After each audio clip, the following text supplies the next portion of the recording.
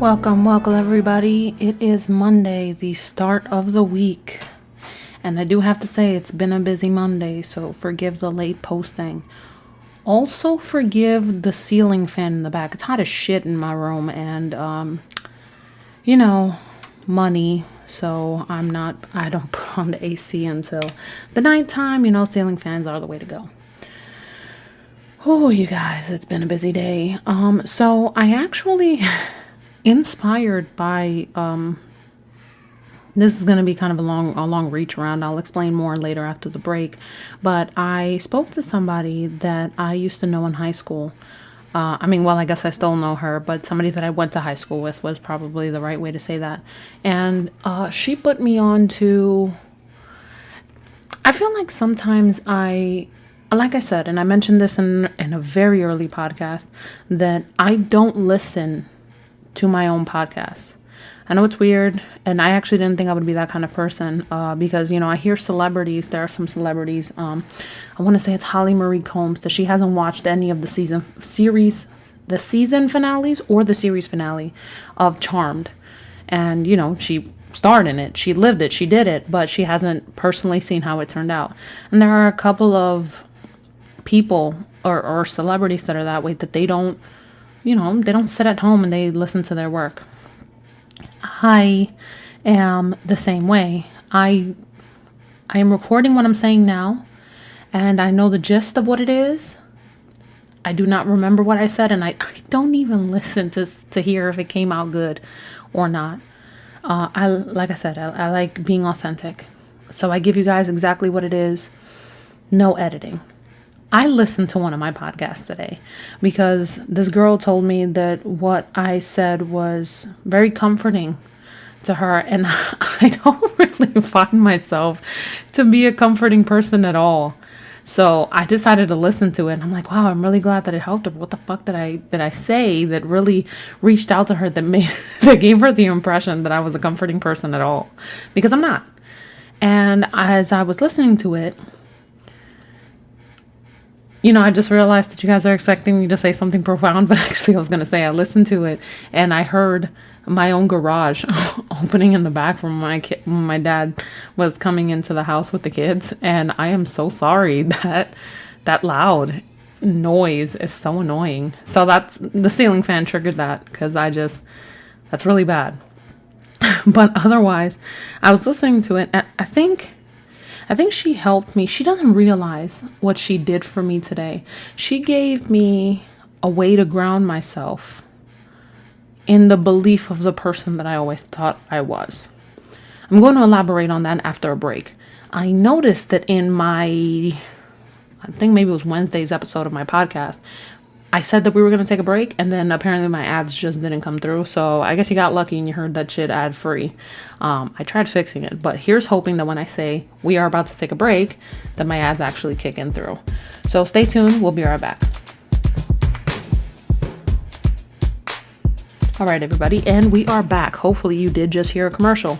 Because I know that they're really annoying and nobody really likes to listen to it. And this generation has been ruined by no ad plans. But that is how I make money. And I am currently unemployed. So, this girl, I don't want to delve too much into her business or give up too much about her. I want to give her the opportunity to share this and say that it's her if she wants to. Otherwise, I'm going to try to stay vague about it, especially because I went to high school with her and she listens to it. She's a little bit more of a profound individual than some of the people that I went to high school with. And I think it's because she matured at a younger age than most. But if she's listening to it, then I can only assume that other people that I went to high school with would be listening to it. I would be lying if I say I gave a shit about what any of them think. But I don't want people to hear it and know that it's her. And, and come to her in any type of way. It sounds stupid, but there really are pathetic people out there like that. Actually, doing this and reconnecting with a lot of those people that I went to high school with on Facebook. And when I say reconnecting, I mean the term very loosely, because it's not like I've spoken to any of them really in depth besides this girl. And been like, hey, how are you doing? And you know, all this stuff. And that's because high school was a nightmare for me. Now I do have to take my own personal responsibility in the hell that was high school for me. I cut class religiously. I was extremely arrogant in my intelligence. I felt like high school wasn't for me because it was stuck with a lot of I actually felt that I was better than most or more mature than most. And that very well, I think it could have been true. I didn't go through the same experiences as everybody else. I was somebody who was also forced to grow up very young. I had a job by 16. I was not the kind of kid that hung around with groups of people. You know, I was never really just a kid. I always felt out of place. I always felt like I just didn't belong. And so in turn, there were a lot of things about school that I didn't understand about people. You know, there are actual people like in college who study and need to really sit down and take this time apart to know the material. And I'm one of those people that I can just hear it and know it. It's extremely arrogant. It's a disgusting quality. Believe you me, I am not proud of it. But I'm a very smart person. And I just felt like I didn't belong. And all of those things. And the funny thing is, I speak a lot about how I strive to belong. But I just didn't know how. I guess I wasn't really a likable person. There were a lot of girls in my high school that were just very, I swear to God, they treated that shit like it was a runway fashion show. Like there were actually girls coming to school in like heels for the day.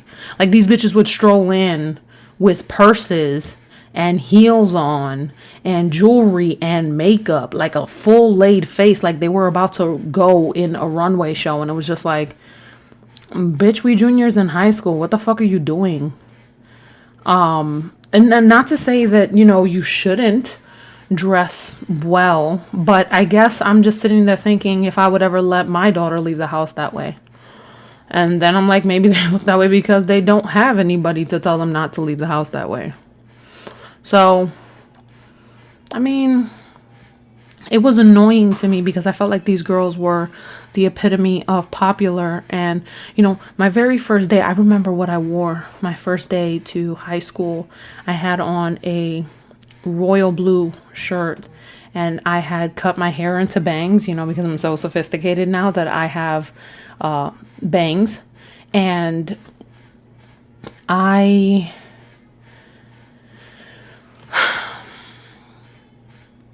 I wanted so bad to be liked. I wanted so bad to be popular. That attention that I was seeking, I was like, I'm finally in a new place and I'm going to wear tight jeans and I'm not a tomboy anymore and I'm nice and slim now and the summer did me justice and my hair is long and I did highlights. It was all a waste, man. People in high school were so fucking superficial and maybe I didn't fit in because I didn't have that certain... I wanted desperately to be liked, and in my own way, I was just as immature as everybody else in there, but I just didn't have that way where I could sit down and talk about menial bullshit with everybody and be good. And that's not even to say that I was having meaningful conversations every day, but there was just certain things that weren't really important to me that I didn't understand, that I'm just like, I heard, and I was like, you bird-headed bitch. How dare you even, like, what's really your train of thought? Or I'd hear these dudes and they were so not ready for whatever it is that I wanted out of life that it was just like, and you dudes are gross. Like, y'all are so immature, it's disgusting.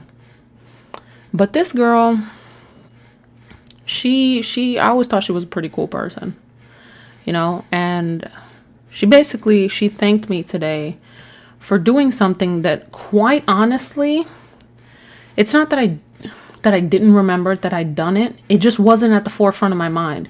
I try really hard to forget high school. I really, really do, because I found it to be such a pessimistic experience. But she reminded me of something that I did, and it it made me feel some sort of way. Like I almost cried because, she's hearing my stories now, and she's hearing the way that I talk now, and she's just like, thank you for sharing your story, and and your words are so comforting to me. And she thanked me for this time that I helped her in high school, and she's like, you didn't even know, and nobody else knew, but I was going through some shit, and you didn't even know me, not well. You knew who I was, but we didn't talk, we didn't hang out, and you still did something for me that lasted me some time. And I'll never forget that, because it was a nice thing that somebody did for me, that you did for me. And I realize now it's funny because high school was 10 years ago, almost 10 years ago now. And I'm so glad that this girl, she got up, she got out of, I guess, where she was. And again, I don't know much about her life now. But I do know that she's more zen. She has a very positive outlook on things, which I commend immensely, for somebody who was dealt a hard card so young, at an age where we're kind of just figuring ourselves out. I think that what she did for me was, well, first off, she humbled me a lot. But do you have any idea? It would be like if somebody came to you 10, 20 years down the road and said, hey, do you remember when you told me have a nice day, or you told me, or you shared a soda with me, or anything like that? That day I was, shit was just happening at home, and nobody knew about it. You didn't know about it, but you were just nice to me, and honestly, it was something that I'll never forget. It's kind of like, wow, something that I just thought was regular to do, something that was just like, it was instinctual to do. I was surprised nobody else had done it. She found, she thanked me for it. And at first I was like, I mean, it's really no big deal. But to her, it meant something. And see, I had this feeling, I had to discuss it with my therapist, that what if, I've been in therapy for 4 years now. What if the things that I've been telling my therapist, I don't like that my therapist is on my side. And maybe it's part of me being fucked up. I don't like that my therapist is on my side and that he tells me stuff like, Angel, you're such a good person, and you deserve better, and this shouldn't have been happening to you. I don't like it when he says stuff like that, because I get to this point where I'm like, okay, is it me? Is it me that really just feels that maybe I do deserve this?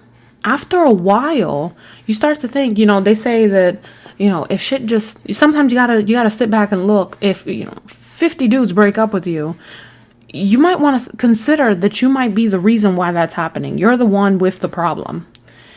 And so I sat there and I'm like, maybe I'm the one with the problem, because I don't feel like I'm a bad person. I don't feel like I've done anything wrong. Or I feel like the things that I have admitted that I've done wrong is enough to start a conversation and be like, hey, let's fix this. I have multiple people in my life that have decided that I don't deserve the best treatment. And so I sit there and I'm like, damn, if I'm the problem, am I telling this to my therapist in a way that makes me look like the hero of my own story? Am I telling this to my therapist in a way that is just like, I'm telling you the stuff that they've done to hurt me, but I'm not telling you the stuff that I've done to hurt them, or I'm downplaying what I've done so that way you're on my side? Do I think that that's what's happening? Not at all. I feel like I've given an honest account of what I'm going through. But then I'm like, damn, this is kind of fucking me up a bit, because what if I'm not telling the truth? What if I'm somebody who has like fugue states? What if I'm just blacking out and I'm like, I don't know how to explain it. Have you ever been through that, where somebody tells you that you did something or you said something in a way and you're like, no, I didn't. What the hell? and you don't remember this, and it gets to a point where they feel so adamant about it that you're like, damn, did I really do that? Part of the things that I said, I used to lie for attention, I used to do all that other stuff, is that, am I deluding myself into believing that I haven't played a large hand in what has happened to me so far? So when my therapist is like, I don't think that you're a bad person, I'm like, but what if I'm lying to you? You don't know if I am, but the hell, I don't know if I am. What if I'm not telling this the right way for you to grasp the gravity of the situation? Because I refuse to believe that there are people out there that are just genuine assholes to other people, either because of their trauma or because that's just the way that they are, and refuse to just be like, damn, maybe I'm the jerk, because I can self-reflect. I know the things that I've done wrong. I know the things that I've done to hurt other people. I can acknowledge that. How is it possible that somebody else can't? That other multiple people cannot accept the hand that they've played and where my life is now? And the reason why what this girl said was such a big deal to me is because this entire time, so I told my best friend, I'm like, hey, it's a girl that we went to high school with. So I'm like, hey, so-and-so just told me something really nice. And it made me feel some type of way. It made me feel really like I almost cried. And she's like, why? I'm like, because I'm starting to realize that the person that I claim to be, that I've been doubting this entire time, I've always been that way. And she's like, a sweetheart? And I'm like, no, it's not a sweetheart. It's just, I've always been the kind of person that wants to help somebody else. I've always been the kind of person that just believes that if you're struggling, you deserve fucking help. That's it. Yet I'm somebody that at 27 years of age, I am very lonely. I don't have many girlfriends. I do not feel like I have anybody in my life that aligns very closely with the kind of person I am. Carrie and Diana are close friends of mine, and we get along, and I see a lot of similarities between us, but it's also what makes our friendship strong is that we contribute something to the other that the other doesn't have. With Carrie, I had a real moment after I gave birth for the first time where I thought we would not align anymore as friends, and we would probably grow apart because she's somebody that doesn't really want kids, and I'm somebody that always did. And I thought that was something that would change for her as she got older. It wasn't, and that's fine. But I'm just, I've always wondered how people without kids can be friends with somebody who doesn't, because when you become a parent, your entire life is about parenting. But Titi Carrie to the rescue. She does what she's got to do. She's the fun aunt to my kids, and everything is fine. We went through this, and then I also analyzed our friendship, and I realized that even though we only made it this far because we were friends throughout high school, there were stages in our friendship, especially, and I want to say particularly after high school, but before I came home from the service, in which there were a lot of personality changes between us where I definitely thought, and I don't know if she did, that it was just like, damn, I think this is it. I think this is, we're going to grow apart. Maybe we're not as good friends as we were. Maybe we were only friends because we were in high school. But here we are 13 years later, and, she's my best friend. She's cut my kid in the umbilical cord. It doesn't get better than that. So, but we have that difference, when sometimes I seek advice from her, she'll seek advice from me, but that's because we have qualities that the other doesn't. With Diana, we're both mothers. We're both mothers who have had to experience parenting by ourselves. We're both working women. We actually have a lot of similarities and a lot of similar experiences, but at the same time, the way that we operate, it's not always the same. I don't know how to describe it, but me and her, we're very, very, very the same, but there are also a lot of differences. in our friendship, and we bring something to the table that when I want to talk to her, when she wants to talk to me, it brings something to the table where it's like that difference of opinion. I'm a very honest person, and she likes that about me. And when I talk to her, it's just more like she can relate to the experience, or she can give me a different point of view. I'm the kind of friend, I can come up with 7 instances off the top of my head where I went above and beyond for a friend and I felt like it was not returned. Me and Carrie have a friend that she was struggling with her children's father. Our babies were about the same age. Actually, I think they were like a month apart. And I didn't even really know her that well. But, she didn't have a car. I did. And when she told me, hey, I need you, I got up, I got into my car like 8 o'clock at night, drove an hour out from me to go get her with my baby in a car to go basically, I don't want to say save her. That sounds really like hero complex. But, I went to go help her out. I gave her stuff that was mine because I was like, I can see that you need it. Like a breast pump. I gave her a Doppler machine that I bought for myself. I knew that she needed it.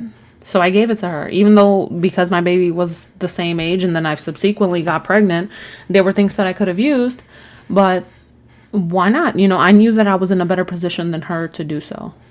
With my friend Logan now, I'm financially struggling and so is she, but I know that I'm in a slightly better financial position because I do get an income every month. And even though I do have several bills that are unpaid, if I have it, I'll give it to her.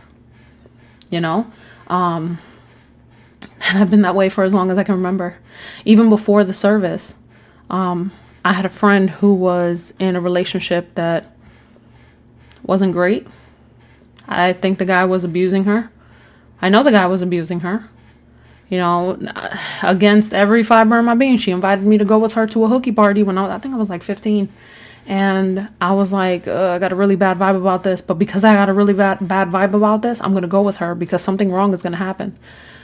Sure enough, she's confronting her boyfriend about something. Later on in the day, we're in the above ground subway station. And he gets all up in her face and he's like pushing her up against the railing like he wants to throw her over.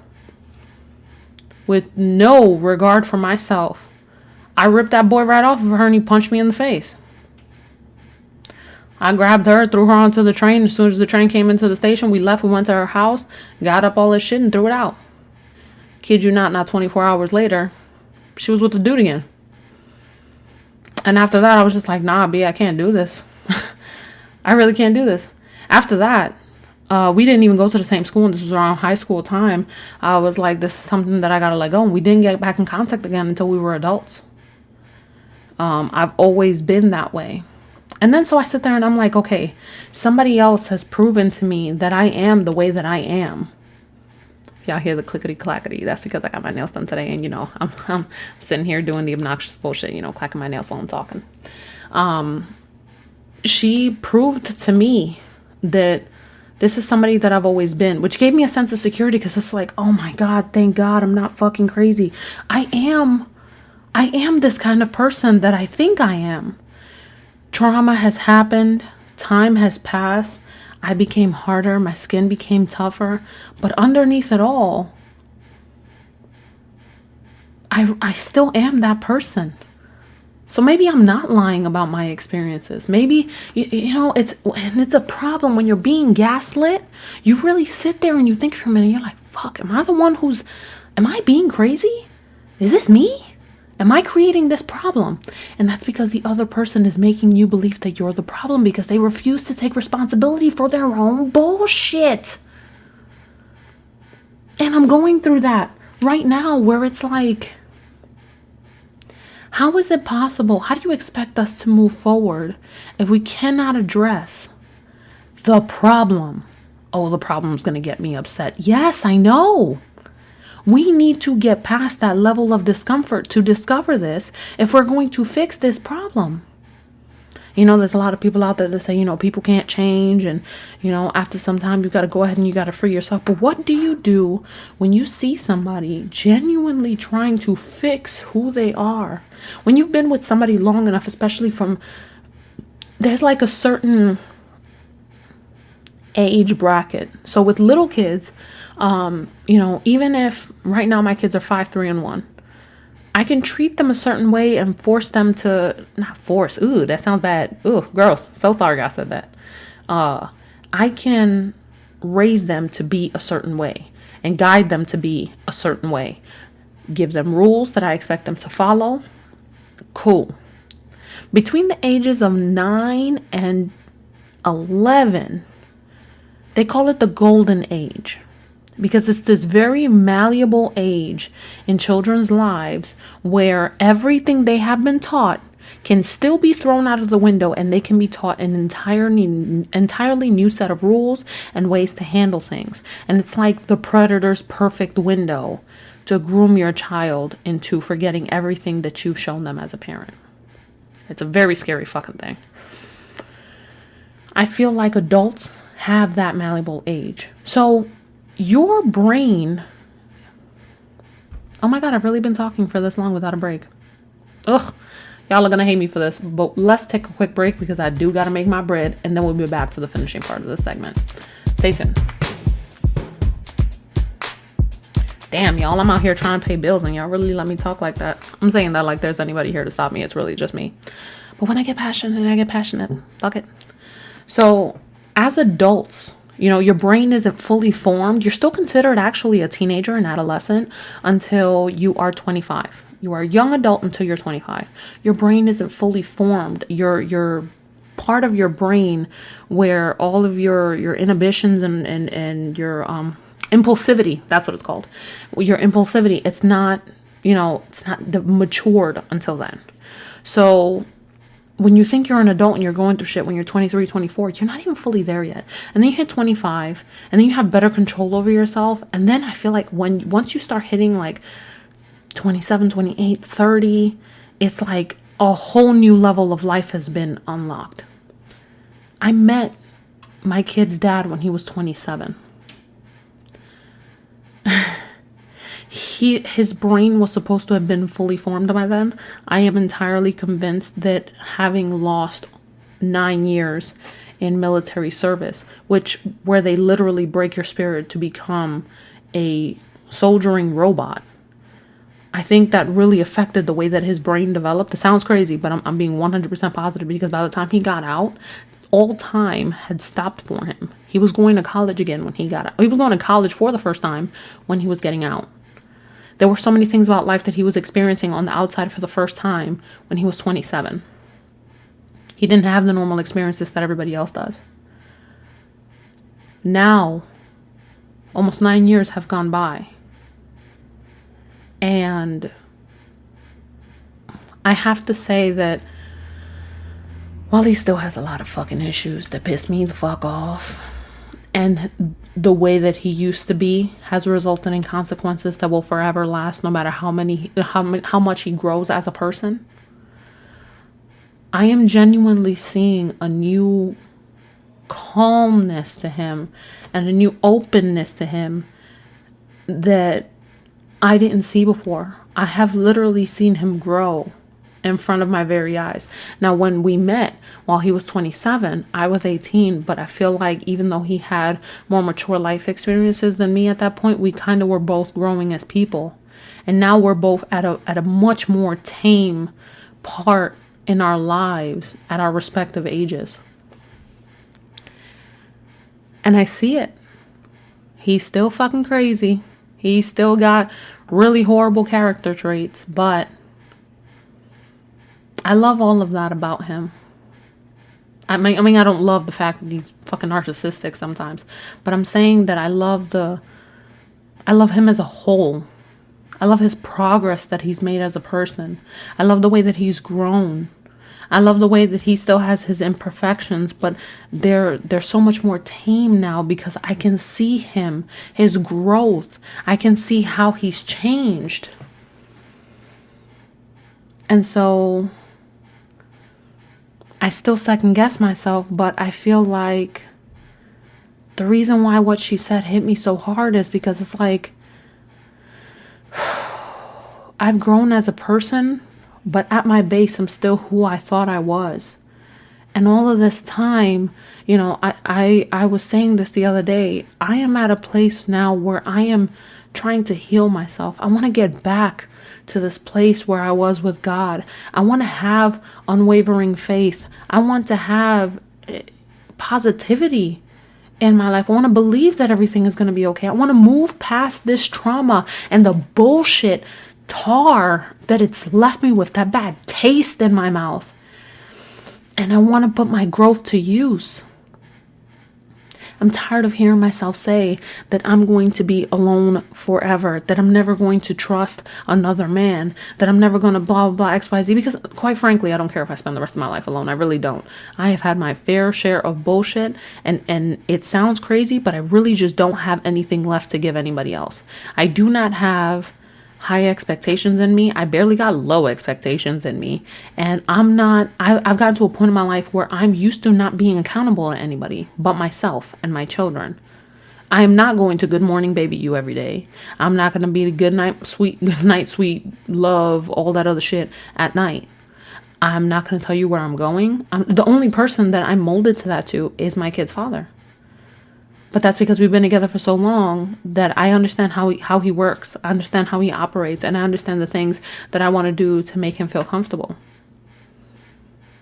But how do I move on from that now? How to become like that for someone else? How do I sit there and say, I'm going to go ahead and invest this trust in you, this time in you, this love in you. And then maybe years down the road, it'll be a waste. And I'm getting to that point now where I got gray hairs. I don't have any more time to waste. And more importantly, if you're not the person these who, if you were not in the room when these children were being made, how do I trust you with my greatest possessions? And for all of you motherfuckers out there saying children are not possessions, they're people. I get it. You get the point. How do I trust you with the most valuable things of mine, the most important people in my life? I don't. And if I don't trust you with whatever expectations I have for you for me, I'm definitely not going to trust you with them. And so that leaves the only person that would understand my plight at any point, and that I am 100% confident would never hurt them. That the only other person who feels the same way about them that I do, which is their father. And what this girl did for me was reassure me that I am who I am to my core. And as I get older, it may arrive in a different package. It may have a different look. But at its base, it's still very much so the same. And so she kind of reassured me that I'm not a bad person, because for a while there, I was spiraling. Thinking that my trauma has ruined me. I've been told that I don't laugh much anymore. I've had arguments in which my children have seen me cry, and I hate to say it, but they know what it's like to comfort me. And so I've lost myself. I've lost the belief in what I deserve. I've lost all hope and any expectations. I've gotten complacent in my life and what I expect from myself, because I don't feel that anything better will come along, anything that'll make me happy. I've reached this point of no return in my life where even if everything turns out exactly the way that I want it to, it's not going to erase what I've been through. And I will, as happy as I try to be, and as happy as I do feel briefly, fleetingly, those dark memories and that trauma prickle at the fucking sides. It's like they're trying to lift this memory out of place and crawl out from the underworks and say, yeah, you guys are happy now, but do you remember when he did XYZ? Do you remember when you did XYZ? And so I needed that reassurance. And so to her, today, I am the most grateful person. Because sometimes we need a reminder of the people that we used to be, especially when so much change has happened. My life looks nothing like I thought it would 10 years ago, and it doesn't even resemble. There wasn't even a precursor to what my life is now. Or maybe it wasn't, I just didn't see it. I bullshit with Carrie all the time and say, God, what would high school us say if they saw us today? Oddly enough, high school me would absolutely balk at who the hell I am now. Because I didn't think that I would be this person. But high school me and me now look like two separate people. And that can be an identity crisis on its own, because it's like I'm not that person anymore. I've grown and I've evolved, but I don't like the person that I am now. So how do you meld the two, or how do you be happy with that separation?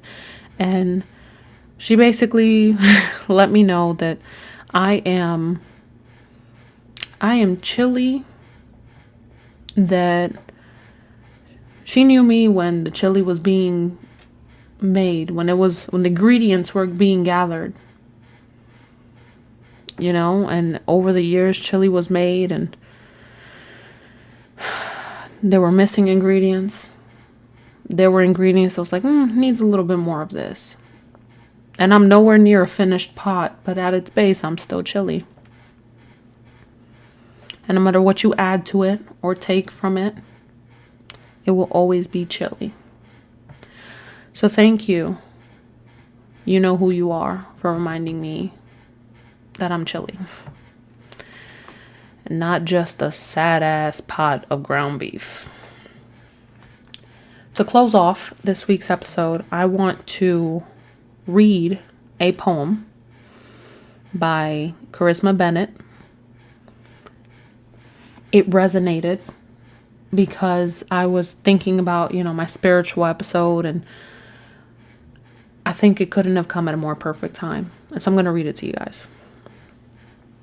It's called A Poem to the Highest. Who can top your love? It's so humbling. Your ways are so intriguing and mysterious. There's no other presence I'd rather feel, no other voice I'd rather know. I seem so undeserving, and yet you still break down all my walls to show me exactly what true love is. I ask how you do it, as if I'll ever understand or even receive the answer. For your glory and honor, and for the rest of my days, I will seek your face. Many misunderstand you. Many do not know you, yet claim you as their own. To know you is to accept you. To know you is to accept ourselves. Your secrets are beyond what the physical eye can see. You amaze me, uplift me, comfort me, and guide me. And with long life forever I will praise thee. Keep that in mind, y'all. Beautiful poem. Give a shout out to Charisma if you want to follow her for more artwork. Damn, I just had her page pulled up too. Sorry, y'all. Precious. Okay. Her Instagram, if you want to take a look at more of her work, is _Precious Risma. RISMA. Okay, don't forget that. Be sure to look out for her. She is going to be on the rise. That woman has a lot of motivation. All right, everybody. Take care. I'm already posting this hella late. I hope everybody's listening to this on their way to work tomorrow or while they ain't got shit to do tonight. Have a good one, y'all. I'll talk to you Wednesday.